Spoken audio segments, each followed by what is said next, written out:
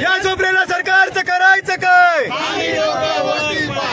जळगावमध्ये 2 दिवसापूर्वी या ठिकाणी अपघात झाला होता। यामध्ये 2 महिलांना प्राण गमावावा लागला होता। आज शिवसेना ठाकरे सेनेतर्फे आंदोलन करण्यात येते। महाविकास आघाडीतर्फे आंदोलन करण्यात येते। आज जर आपण महिला असेल तर या ठिकाणी सर्वच पक्षाचे या ठिकाणी कार्यकर्ते असतील, पदाधिकारी असतील, सामान्य नागरिक असतील, यांचा या ठिकाणी आज जनप्रक्षोभ होऊन या ठिकाणी आज जनआक्रोश मोर्चा रस्त्यांवरती पडलेल्या खड्ड्यांच्या संदर्भात निघालेला आहे। आपण जर बघत असाल तर गेल्या 4 महिन्यापासून या ठिकाणी निष्पाप 6 जणांनी या खड्ड्यांमुळे त्यांचा जीव इथे गमावलेला आहे। आत्ताचीच ताजी घटना जर आपण बघितली 2 दिवसापूर्वीच्या, तरी एक तरुणी व एक महिला या ठिकाणी गाडीने जात असताना या ठिकाणच्या रस्त्यावरती खड्डा चुकविताना त्यांना या ठिकाणी त्यांचा प्राणाचा या ठिकाणी बळी द्यावा लागलेला आहे, बळी गेलेला आहे।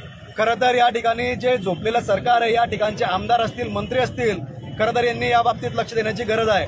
हा रस्ता होऊन अजून 1 वर्षही पूर्ण झालेलं नसताना देखील या ठिकाणी याचा डिफेक्टिव्ह लायबिलिटी पिरियड संपलेला नसताना देखील या ठिकाणी रस्त्यावरती खूप खड्डे पडलेले व या ठिकाणी लोकांना आपला जीव या ठिकाणी गमवावा लागत आहे।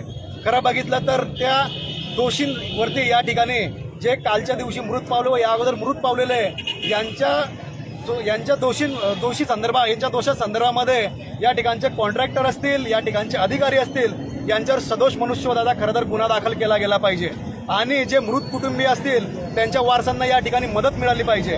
आम्ही या ठिकाणी सर्व लोक, सर्व जनता या ठिकाणी जमलेली आहे। आम्ही आपल्या माध्यमातून या ठिकाणचे कॉन्ट्रॅक्टर असतील, या ठिकाणचे अधिकारी असतील, मंत्री असतील, आमदार असतील, आपल्या माध्यमातून आम्ही यांना विनंती वजा आव्हान करतो की येणाऱ्या 2 दिवसात हा रस्ता जर पूर्वीप्रमाणे या ठिकाणी चालण्यास योग्य, वाहतुकीस योग्य केला नाही तर आम्ही हा रस्ता जेसीबीच्या साह्याने उखडून टाकू व या ठिकाणी जी रहदारी आहे ती बंद करू। कारण या ठिकाणी वाहतूक करून रहदारी केल्यापेक्षा, जीव गमावण्यापेक्षा वाहतूक बंद केलेली बरी, या दृष्टिकोनात आम्ही सर्व या ठिकाणच्या आंदोलकांनी आजचं आंदोलन या ठिकाणी पुकारलेलं आहे। 2 दिवसापूर्वी जो अपघात झाला त्याच्यामध्ये स्वतः पालकमंत्र्यांचे लांबचे नातेवाईकांनी जीव गमावला। पालकमंत्री स्वतः 2 वेळा या रस्त्याने जातात।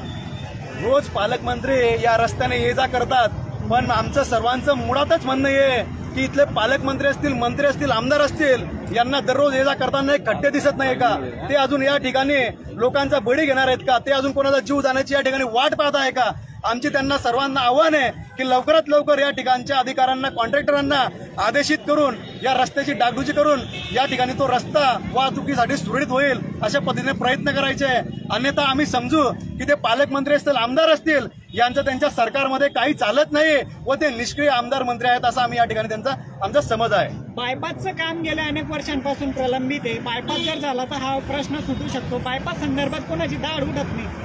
गेल्या अनेक वर्षापासून आपण बघत असाल तर या ठिकाणी बायपासचं काम हे अतिशय संथ गतीने चालू आहे।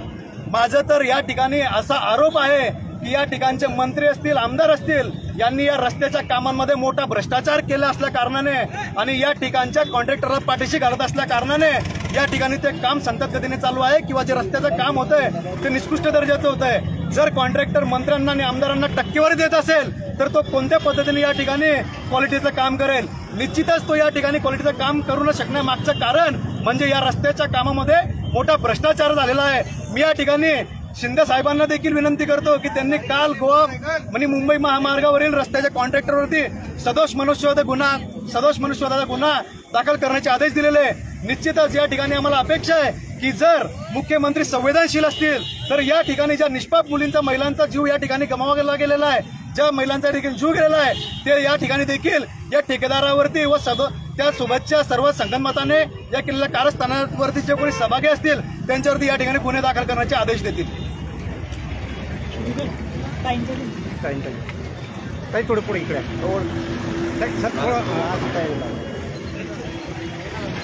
मामा माईक लावा माईक घ्या माईक घ्या जुगल थोड़ा हल्का सा नीचे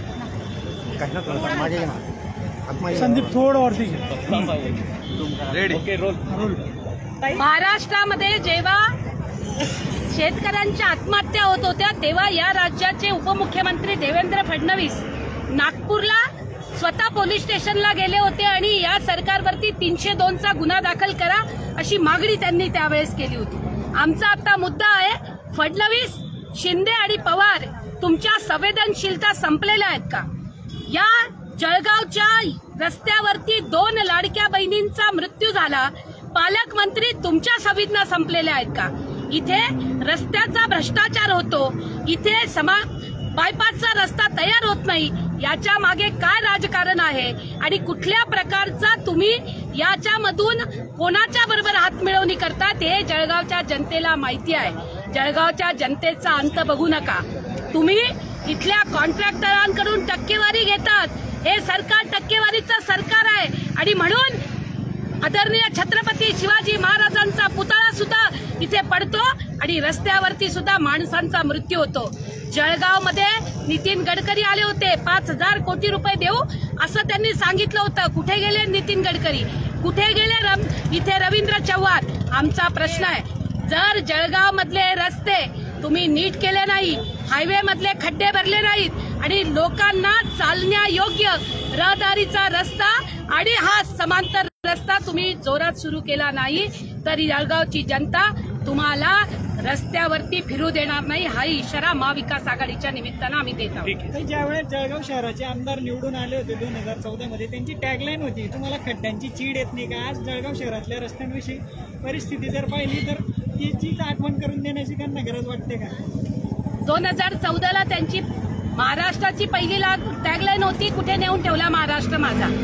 आमची आत्ताची टॅगलाईन आहे, असा नेऊन ठेवला महाराष्ट्र आमचा. हा आमची आत्ताची टॅगलाईन आहे. जळगावचे पालकमंत्री, जळगावचे आमदार हे त्यांच्याच पाऊल ठेवणारे आहेत.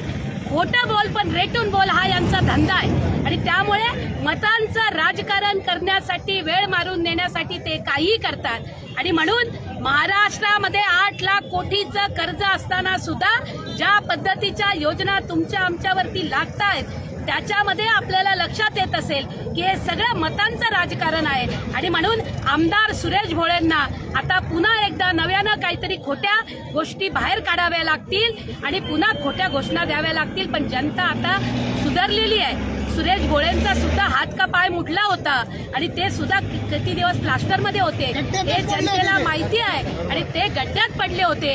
आता म्हणावं तुम्ही जे खड्डे तयार केले, जनता त्याच खड्ड्यामध्ये तुम्हाला पाडल्याशिवाय राहणार नाही, हेही या निमित्तानं आम्ही सांगतो.